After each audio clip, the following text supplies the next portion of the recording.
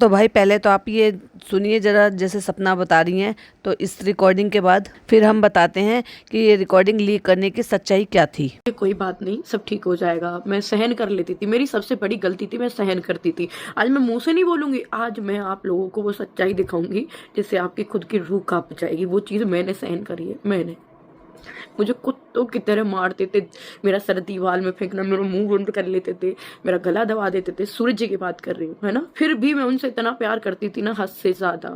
कोई बचाने भी नहीं आया, पता है मेरे को।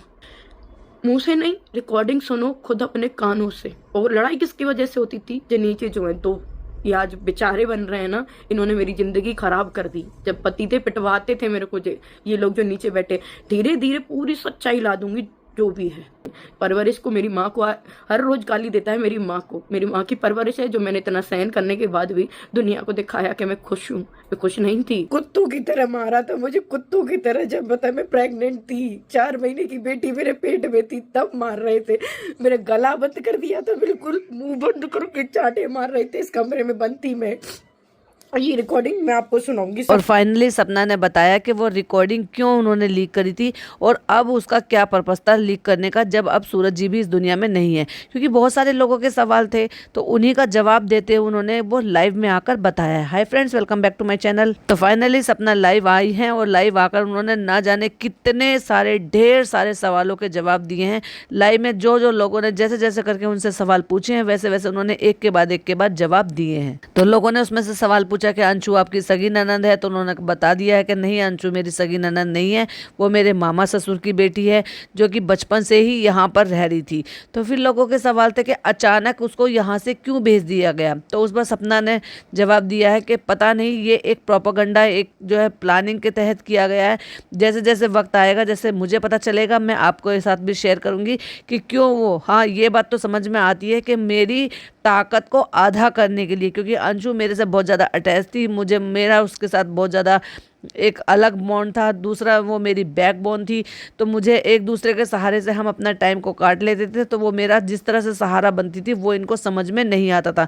तो इनको लगा कि क्यों ना इसका सहारा ही हटा दिया जाए, क्योंकि वो उसको मेरे पास आने जाने से भी रोका करते थे और वो इनके रुकने से भी नहीं रुकती थी। इस वजह से अंशु को वहां से हटा दिया गया। अपने भाई भाभी पे प्रेशर बनाया और यहाँ से उसको हटवा दिया गया। बीच मिड टर्म में जब उसके हाफ ईयरली एग्जाम आने वाले थे, सब बच्चों के एग्जाम चल रहे हैं, उस दौरान में इस लड़की को यहाँ से इन्होंने हटा दिया। उसकी पढ़ाई के बारे में भी एक बार भी नहीं सोचा। वही लोग उनसे पूछ रहे थे कि आपने जो एक व्लॉग डाला है उसमें ये एक क्लिपिंग डाली है जहाँ पर वो स्कूटी की वो करते आ रहे हैं। चलिए वो क्लिपिंग हम भी आपके साथ शेयर करते हैं। देखा आपने, इसमें एक नई स्कूटी है जिसमें इनकी सासू माँ जो है उसकी पूजा करते हुए नजर आ रही हैं। तो इनके घर से निकलते के साथ ही उन्होंने क्या किया है कि नई स्कूटी ली है, ये जताने के लिए कि हमें स्कूटी के बिना बहुत ज़्यादा दिक्कत है। लेकिन वही सपना बताते हुए भी नजर आई है कि स्कूटी की तो कोई दिक्कत थी ही नहीं, क्योंकि ऑलरेडी घर में एक बाइक है, 4 व्हीलर कार है, तो आने जाने की तो कोई दिक्कत थी ही नहीं। लेकिन इनके पास पैसों की कमी नहीं है, तो ये खुशियाँ मना रहे हैं। और ये देख लो, मेरे निकलते के साथ ही इन्होंने नई स्कूटी खरीदी है। तो वही जो थी वो वीडियो उन्होंने शूट की है और उस वीडियो को भेजा है किसके पास? अंशु के पास, क्योंकि अंशु का जो व्हाट्सएप है वो इनके लैपटॉप में लॉगिन था और ये अपना कुछ काम कर रही थी। तो इन्होंने जब देखा कि वहाँ पे उनके थ्रू एक वीडियो भेजी गई थी जो कि इनको भी मिल गई है, यानी कि वाया वाया अंशु के थ्रू इनको ये बताने और जताने की कोशिश कर रहे थे कि देखो हम खुश है उसके जाने के बाद और हमने ये स्कूटी खरीदी है। वही वो आगे बताते हैं। यार आपने रिकॉर्डिंग में भी सुना होगा कि उन्होंने कहा है कि मथुरा वाला घर पहले उन्होंने मुझे देने का वायदा कर दिया था, लेकिन उसके साथ साथ तुरंत ही बात करते करते अचानक उनको पता नहीं क्या हुआ, फिर अपनी बातों से खुद ही मुकर गए। उन्होंने कहा है कि नहीं, वो घर तो मैं ही लूंगा।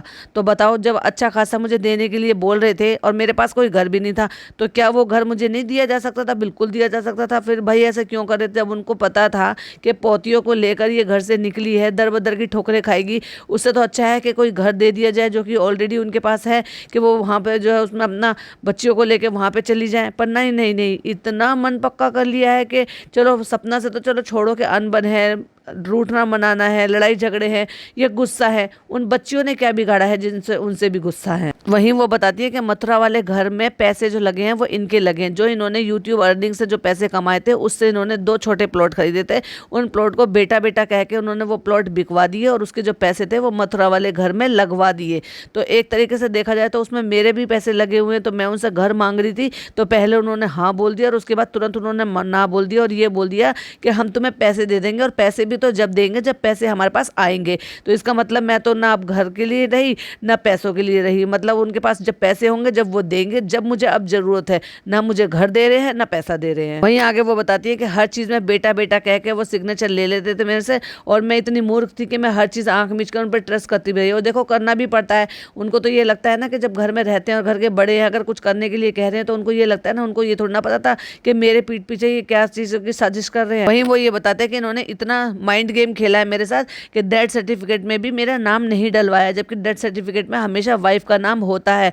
अगर हस्बैंड की डेथ हो जाती है तो उसके डेथ सर्टिफिकेट में वाइफ का नाम तो होना लाजमी है, लेकिन उन्होंने वो नाम भी नहीं डलवाया। उसके पीछे क्या साजिश थी भाई, ये क्यों किया उन्होंने? आगे वो यही बताती हैं कि उनका कुछ प्लान चल रहा है, वो अपनी बुद्धि लगा रहे हैं और वो बहुत सारी चीज़ों में उनको प्लानिंग चल रही है और वो मुझे पता है कि वो क्या प्लानिंग चल रही है। आगे आगे जैसे जैसे वक्त होगा वो सब चीज़ें मैं आपके साथ शेयर करूंगी और बताऊंगी कि क्या प्लान कर रहे हैं ये लोग। वो ये कह रही हैं कि आप लोग कमेंट कर रहे हो, कह रहे हो कि हमने सिर्फ एक तरफा फर्क जो है ना तर्क सुना है।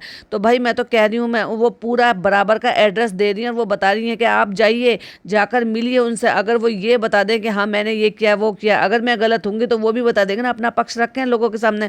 और ये बात तो मैं भी कहती आ रही हूँ। और वो इस बात को भी कह रहे हैं कि वीडियो क्लिपिंग जब ये पूजा करने की, जो स्कूटी की पूजा करने की वीडियो क्लिपिंग भेजी जा सकती है अंशु को, तो और क्लिपिंग भी भेजी जा सकती है। तो अंशु को भेज के रिकॉर्ड करा के अपलोड करवा दें। चैनल तो है ना अंशु के पास, तो प्लेटफॉर्म कौन कह रहा है कि उनके पास नहीं है? उनके पास भी प्लेटफॉर्म है। अगर मेरे पास प्लेटफॉर्म है, मैंने उसका यूज़ किया है और मैं सही हूँ, और अगर आप सही हो तो और आपके पास भी प्लेटफॉर्म है तो अपलोड करो अपनी चीज़ें। वो लोगों को एड्रेस बता रही हैं और वो कह रही है कि जाइए, जाकर मिलकर आइए। अगर आपको ये लगे कि मैं गलत हूँ तो जाइए और उनसे पूछिए, फिर वो अपनी तरफ की भी बातें बताएंगे, बयान देंगे। वो यही कह रही हैं अपने सब्सक्राइबरों को कि एक तरफ का पक्ष मत सुनो, दोनों तरफ की बात सुनो। आप जाइए, जाकर उनसे पूछिए। अंशु का चैनल है, अंशु के चैनल पर अपलोड करवाइए, अंशु को भेज दीजिए जो भी कुछ आपको कहना है। तो दोनों तरफ का पक्ष हो जाना चाहिए। लेकिन अगर आपके पास कुछ कहने को होगा तभी तो आप कुछ कहेंगे, जब कहने के लिए होगा नहीं तो कहेंगे भी क्या? आगे वो यही कहती हुई नजर आती है कि मुझे उम्मीद नहीं है कि आगे कोई जाके रिश्ते ठीक होंगे, क्योंकि मुझे उम्मीद ही नजर नहीं आ रही है। क्योंकि लोगों को लगता है कि आगे जाके रिश्ते ठीक हो जाएंगे,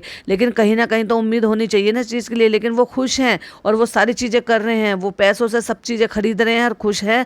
हमें घर से निकाल कर, यूँ कह लो कि हम घर से निकल गए हैं, तो वो उस बात की खुशियां मना रहे हैं। कह रही है मैं वहां से निकल गई हूँ और अब बाकी की जितनी भी चीजें हो रही है सब उनकी मन की हो गई है। बेचारे बन रहे हैं, लोगों की सिंपत्ति ले रहे हैं, लेकिन सब कुछ अपनी मनमर्जी की कर रहे हैं। तो वहीं लोग उनसे सवाल पूछ रहे हैं कि जिम का क्या होगा, तो कहते हैं जिम भी उन्हीं के पास है और जिम चल नहीं रहा है। मुझे अलग अलग बातें बताते थे कि जिम नहीं चल रहा है, उसमें नुकसान हो रहा है। तो मैंने उनसे पहले भी कहा था कि जिम बेच दो, सामान बेच दो। कहते कौन खरीदेगा इसको? तो कहती है कि उसमें इतने सारे इक्विपमेंट है, वो सारे बिक जाते हैं। और डेफिनेटली ओलेक्स पे डालो, किसी भी चीज़ पे डालो, आपके सारे जो भी इक्विपमेंट्स है वो, अगर आपको जिम नहीं चल रहा, आपने 2-2 3-3 लोग रखे हैं, उनके सैलरी भी दे रहे हो, वो लॉस में जा रहा है, आपके पास टाइम भी नहीं है, कोई देखने वाला भी नहीं है, तो बेच दो जिम को। उसी दौरान एक कॉल भी आया था। तो क्या वो अंशु का कॉल था? क्योंकि मुझे तो यही सुनाई में दिया जैसे उन्होंने कहा कि अंशु मैं अभी लाइव आ रही हूँ, बाद में बात करती हूँ। अब पता नहीं वो अंशु का कॉल था या किसका था, लेकिन मुझे जो सुनाई दिया वो यही सुनाई दिया था। और वो कह रही है कि अंशु से मेरी बात होती है, अंशु ठीक है, और मेरी जो चैट पे बात होती है। लेकिन हमने एक चीज़ का गौर फरमाया कि उनका जो व्लॉग आया था आज, उस व्लॉग पे और जो कल वाला व्लॉग आया था उस पर अंशु का कोई भी कमेंट नहीं था। लखन का कमेंट था उन पर, लखनीत व्लॉग से। और उससे पहले जितने भी उन्होंने व्लॉग्स अपलोड किए हैं या जो भी अपनी अपडेट दे रही हैं, उसमें हमेशा ही लखन के और अंशु के कमेंट होते थे, लेकिन अब नहीं है। क्या चक्कर है? क्या वो बात हो रही है या नहीं हो रही है, या उसको रोक दिया गया है, या उससे भी वो उसका चैनल ले लिया गया, जैसे कि पहले भी सुनने में एक बार आया था। ना ही उसने कोई अपनी वीडियो अपलोड की है, ना ही उसकी कोई अपडेट मिल रही है कि उसका क्या हाल है, ठीक है नहीं है, एडमिशन हुआ है नहीं हुआ है। हालांकि ये जो इन्होंने वीडियो क्लिपिंग लगाई थी जिसमें व्हाट्सएप में था, तो उसमें यहाँ पे एक मैसेज था कि मेरी टीसी कटवा दीजिए। और वहीं वो ये बताती हुई नजर आई कि जब हम वहाँ से सामान वामान पैक कर रहे थे तो उसी दौरान किसी ने कंप्लेन कर दी थी, तो पुलिस आ गई थी घर पर। और जब पुलिस आ गई थी तो मैंने उनको समझा बुझा के ये कहा था कि नहीं ऐसा कुछ नहीं है, जाओ। वो मुझसे पूछ रहे थे कि तुम्हें ये परेशान करते हैं या कोई परेशानी है, क्या बात है, ये तुम पे जो है किस तरह से दबाव डाल रहे हैं। तो उन्होंने कहा मैंने ऐसा कुछ नहीं किया, मेरे सास ससुर मुझे परेशान नहीं करते, सब कुछ ठीक है, आप लोग जाओ। तो उन्होंने कहा दोनों को थाने जाना पड़ेगा।